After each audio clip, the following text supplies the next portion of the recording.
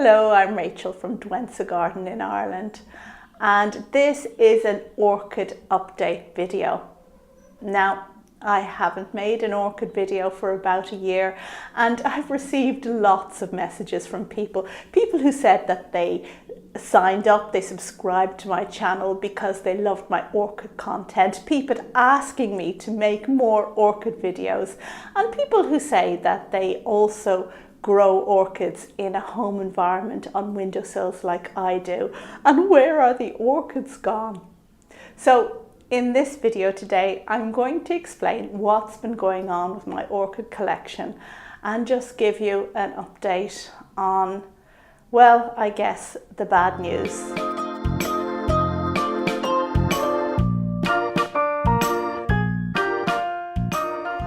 Hello and welcome to the video, which is coming to you today from inside my glass house. This glass house has been cleared out now in preparation for winter insulation, but you should know that this isn't where I grow my tropical orchids. These ones are here today just for show, so I can talk to you a little bit about them as they are in beautiful flower. So what has happened to my orchid collection? And the truth is that over a period of perhaps 2 years, it suffered from a really bad infestation of scale. Now, there are 27 identified varieties of scale that infest orchids. And scale are usually noticed by the females. So the females have hard exteriors, a kind of hard shell, which makes them difficult to move off with your nail, but you can do it, brownish in colour usually. And the males, well, they often masquerade as mealy because when they group together, it makes a kind of a white area, very much often in the crown or the axils of the leaves. And, you know, you can think that they are mealy bugs. And scale also produce then little crawlers, which are the babies that emerge from the mother's shells. Oh yes, and females can just produce babies without any male contact. So it really is a pest that will spread readily within your collection. And it spread within mine and affected mostly the Cattleyas.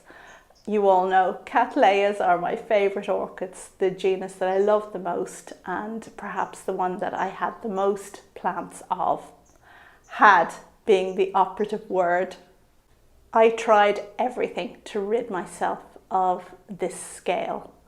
I guess I started off by using soapy sprays.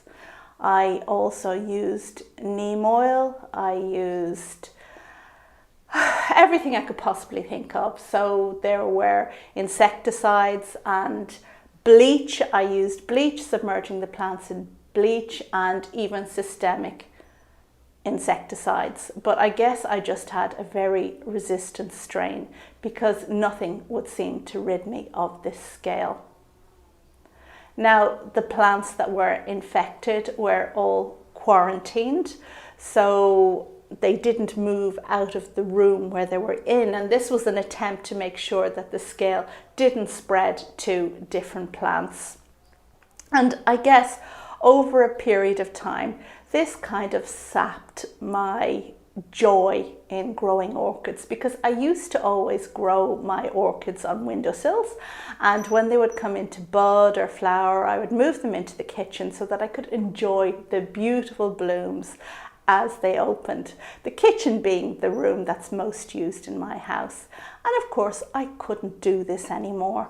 So the poor orchids had to remain forever in the rooms that they lived in. There was a fabulous Cattleya called Sea Breeze that opened this year, and it opened in a bedroom. I went in, I think, twice to take photographs, but really just did not appreciate the fantastic blooms because I was just so apprehensive about moving these orchids around and spreading the infection. It demotivated me, and the result of that was that I didn't want to water my orchids anymore. My husband volunteered at this stage and took over watering and feeding the orchids. Now that in itself isn't a great thing because he doesn't love the orchids like I do. He doesn't notice things that are going wrong, and he certainly doesn't remove any scale when he sees it. So I guess it was perhaps one more nail in the coffin of my collection. So with all this going on, I really didn't want to make orchid videos. There were 3 tacks I could have taken. I could have continued to make orchid videos showing flowering plants because those poor scale infected orchids did continue to flower. I could have instead just focused on the problem and talked to you about the problem, what I was doing with scale and what I had been doing to address it. But since I didn't have a solution, I didn't think this was a very positive thing to do. And you know, people watch orchid videos very often because it boosts them and helps them feel good about their collection, and I really didn't want to bring people down. And the 3rd tack I could have taken was to buy new plants and, you know, just talk about them, but that just seemed dishonest. I really am not in the game for buying plants to make videos. I buy plants because I want them and I want to enjoy them, not just to show you. So there were 1 or 2 videos I made. I did a collab with Matthew from the channel Hello Plant Lovers, a fantastic Australian channel where he grows beautiful orchids in pretty much the same kind of surrounds that I do.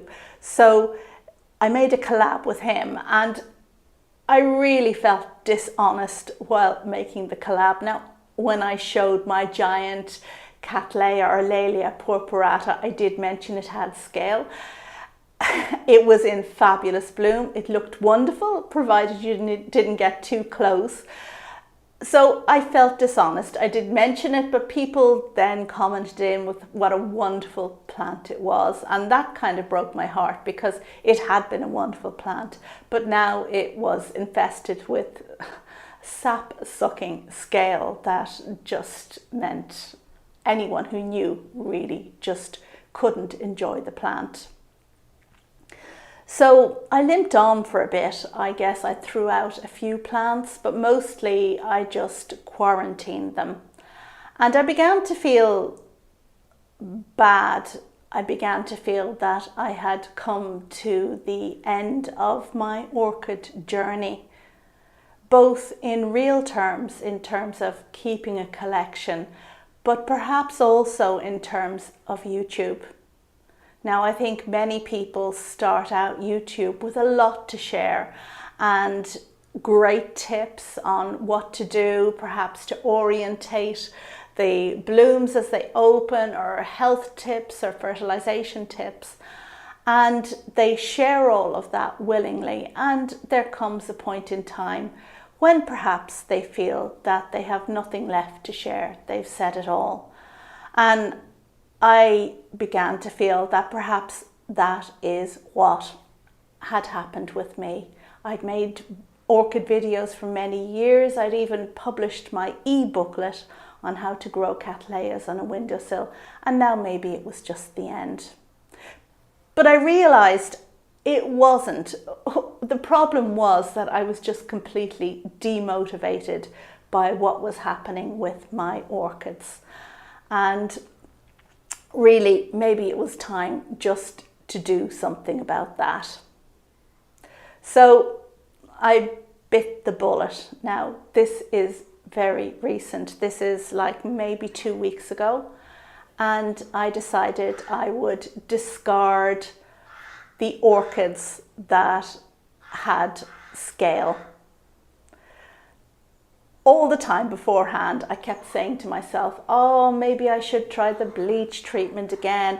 Maybe I didn't catch the scale's life cycle. So, you know, there's a certain number of days that you need to apply each of these treatments, a gap of a certain number of days. And if you miss it, then perhaps you've missed some of the babies or some of the adults, and, you know, they just breed and start again. So I would say to myself, you know, perhaps I need to divide the plant, try the bleach treatment again, buy some more systemic pesticide. But I guess, in honesty, that is the sign of madness, because they say that madness is just continuously doing the same thing over and over again, expecting a different result this time. And no different result would come. So I decided to get rid of the plants that were infested. And I started with the Cattleyas. Now the Cattleyas were the worst. I then moved on to my Phalaenopsis, ended up discarding all but one of my Phalaenopsis. I have a yellow no ID phal left, which dates from 2009. That's the oldest current plant in my collection, a collection that was quite old, and my last standing phal. And then I moved on to other plants. Now, strangely, it seems that the Cattleyas were the worst infected, but the frags, the oncidiums, and the paphs were, well, the oncidiums and the frags were mostly unaffected, although I did lose a few paphs, Paphiopedilums, especially a precious one. So I'm not really sure what that's about. It was really traumatic for me to get rid of some plants. For example, my large Cattleya purpurata that had been with me for so long and always flowered so beautifully, even when completely infested with scale. But I did it, and in total I have been left with about half of my orchid collection, my tropical orchid collections, the ones I grow in the house. I currently have 52 orchids left, but I guess I'm not completely out of the woods yet. I do need to keep a vigilant eye on the remaining plants. They are in quarantine, i.e. they are in all their own rooms and mustn't be moved, although I have moved these two, who are from the same room, by the way, out to the greenhouse today. That's okay, I don't have any other orchids out here. So I need to keep my existing collection separated, and I need to keep an eye on them, because I do think that there are 3 oncidiums in a room somewhere that have black sooty stuff on their leaves, which can be a sign of scale. So, well, they're going to go in the bin if I can't deal with that, if I determine that it is scale. So yeah, not out of the woods yet, but I do feel that something has changed, and it's certainly changed in me. It's been just 2 weeks since I got rid of half of my orchid collection, but already I feel like my spirits are lifted, like there had been an enormous burden on me that was just weighing me down and I couldn't push it off. And now I'm beginning to feel that it is just lifting ever so slightly, and I'm beginning to feel very positive about my collection again. Maybe not very positive, but I begin to get those feelings I used to get before in autumn. So for me, autumn was a time when I came in from the garden, put aside everything I had to do in the garden for the year, came indoors and looked forward to my Cattleya orchids coming into flower. And there would always be great excitement when I'd see a sheath developing, and then each day checking to see if there was a little darkness inside that sheath, which would mean that the plant was going to produce some buds. And then there was a competition to see which of my Cattleyas would actually come into flower first. A silly competition, but one that I enjoyed and really motivated me to love these plants and to want to grow them better. And I should just say something at this point in time. I'm not making this video to ask for financial support or anything. I don't need money to replace orchids. It is not the time in any case for me to buy new orchids. I will need to wait a while and really be sure that I've overcome the scale problem before I even think about such a thing. So yeah, that's okay. Don't worry about that. So, am I out of the woods yet? Not out of the woods yet, but perhaps getting there and perhaps putting a step in the right direction. And I know that when I saw this fantastic George King Serendipity Cattleya coming into flower, and I looked at its fantastic colours, and I said to myself, yeah, this is what Cattleya growing is all about. This is what it means to me. And yeah, okay, so let's just have a little look at these two beauties I have here in front of me. And as I mentioned, we have the classic King George Serendipity, a fantastic orchid with a delicious scent whose colour defies description. I'm not sure how you'd describe it at all. It's definitely peachy, and that lip has a variety of different hues in there, from a deep yellow to vermiliony red. It's a beautiful plant where the petals open quite wide, and this is always something to look out for with Cattleyas. The ones where the petals open almost flat are more desirable than the ones that remain cup-shaped and closed. And this hybrid certainly doesn't disappoint in that department. Even I see a second growth emerging here, and with a bit of luck, that second new growth may produce a sheath so that I could have 2 flowers in the 1 year. Okay, 1 flower isn't an awful lot, but if you had been through what I've been through recently with my orchid collection, a perfect flower like this is just the ticket to cheer me up. And the second plant I've brought down to show you today is Guarianthe, and this one is Barinjana, also from the Cattleya Alliance. Now, unfortunately, this plant has had a mishap recently, and well, a family member knocked it on the floor, which broke off a few growths, and it had to get repotted, losing one of the flowering spikes, one of the pseudobulbs with a flowering spike on it. But still, it has rewarded me for such dreadful neglect with one fantastic flower spike, which has 1, 2, 3, 4, 5, 6, 7, 8, 9, 10, 11 flowers on it. Absolutely fantastic. And this plant, the Guarianthe, always reminds me of the wonderful time I made a visit to Kew Gardens in London and went behind the scenes with Alberto, who works there, and he showed me the Cattleya room, which was awash with flowering Guarianthe. It was this time of year, it was autumn, and it really kind of opened my eyes to the genus and made me determined that I would always have one of these beauties in my collection. So both of these plants are 7 years old. And, oh, I forgot to mention, Guarianthe should always be not potted too deeply. The pseudobulbs kind of need to sit a little bit above the mix. If they get planted too deeply, perhaps a bit like a peony, then they mightn't flower. Anyway, there they are, absolutely fantastic. I do have a few more sheaths, and even sheaths with darknesses in, which should result in beautiful flowers if I'm lucky, and if the damp scale doesn't get them in the meantime.